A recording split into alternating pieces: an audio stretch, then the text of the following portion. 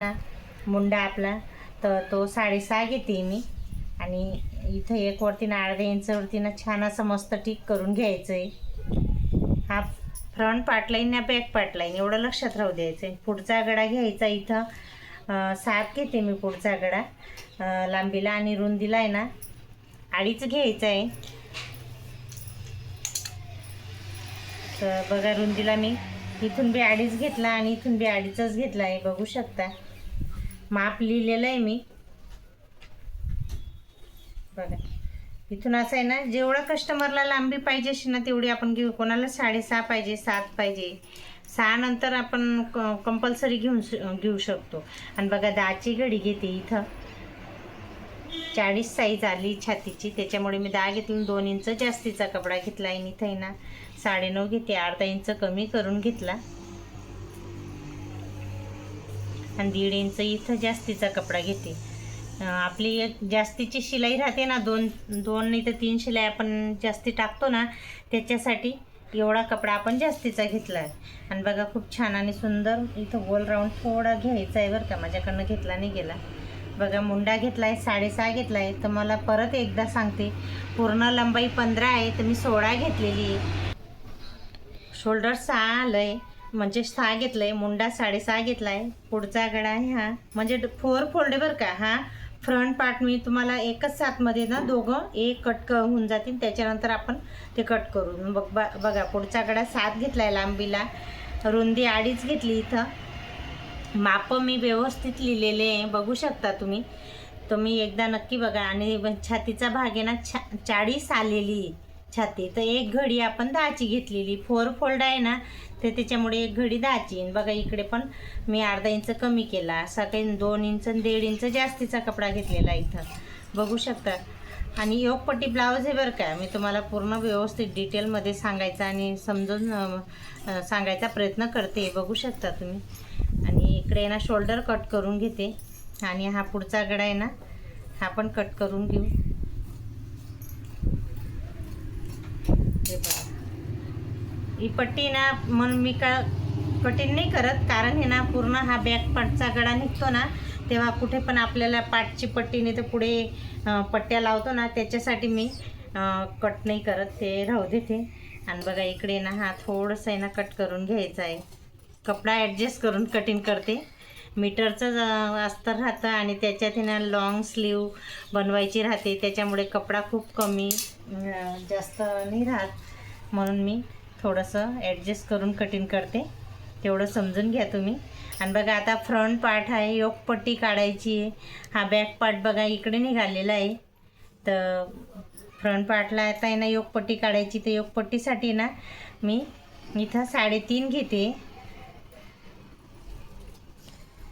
आणि हे 2.5 घेते. असं काही व्यवस्थित आपल्याला इथून क्रॉसमध्ये थोडंसं आहे ना हे 2.5 घेतलेलं आहे. आणि हा जो राऊंड आहे ना थोडंसं इथपर्यंत आपल्याला 3.5 पर्यंत हा जो राऊंड आहे ना हा 3.5 पर्यंत छान असा येऊ द्यायचा आहे. मग नंतर स्ट्रेट लाईन आली तरी चालेल.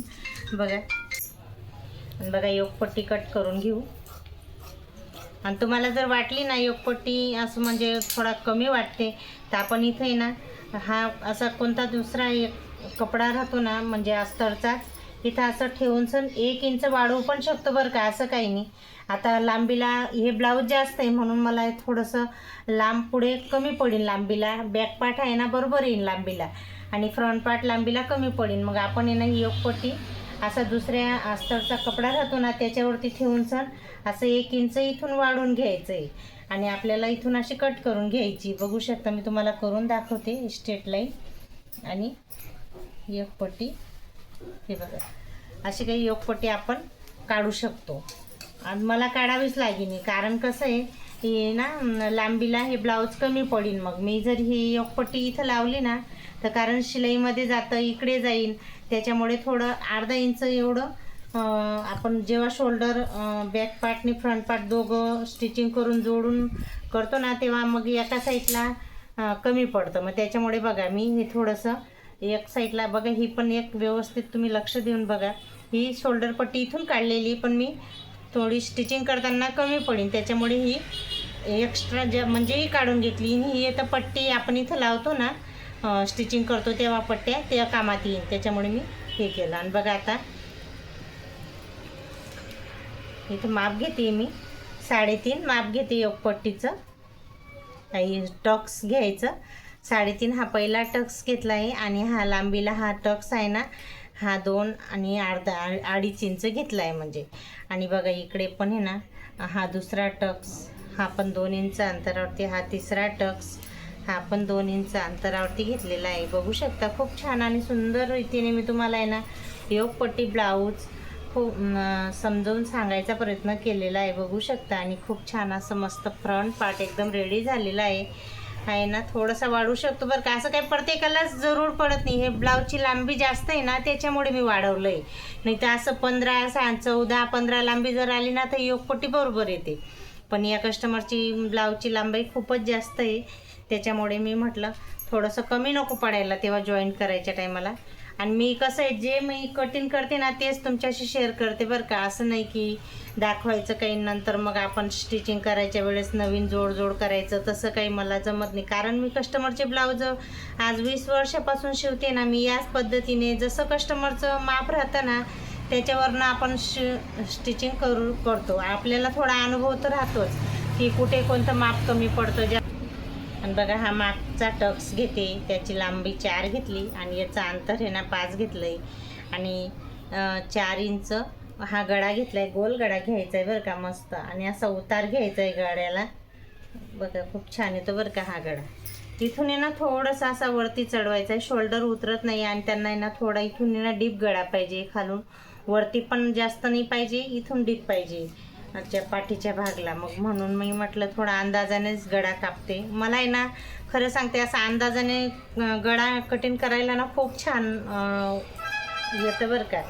मला स्वतःला असं वाटतं की माप घेण्यापेक्षा असं डायरेक्ट कटिंग करतो ना ते खूप छान फिटिंग पण येतं. बघा किती सुंदर आला ना हा गळा, एक नंबर होतो. वेअर करतो ना तेव्हा पण खूप छान दिसतो बरं का. आणि बघा बॅक पार्ट फ्रंट पार्ट एकदम छान आणि सुंदर रीतीने तुम्हाला मी कटिंग करून दाखवलेलं आहे. आणि आता स्लीवसाठी तर मला इतका कपडा जॉईंट करावा लागणार आहे. बघू शकता तुम्ही.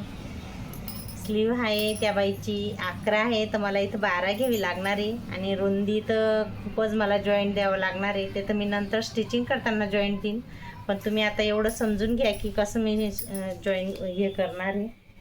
असं काही दुसरा कपडा बघीन ना ते दुसऱ्या याच कलरचा ते बघीन. बघा इकडे मी 12 घेतली स्लीव आणि इकडनं पण आहे ना 12च घ्यायची बरं का. मी तुम्हाला बघा मापून दाखवते. मला काही सवय झाली डायरेक्ट कटिंग करायची. बघा ही 3.5 वरती बरोबर आलं आहे.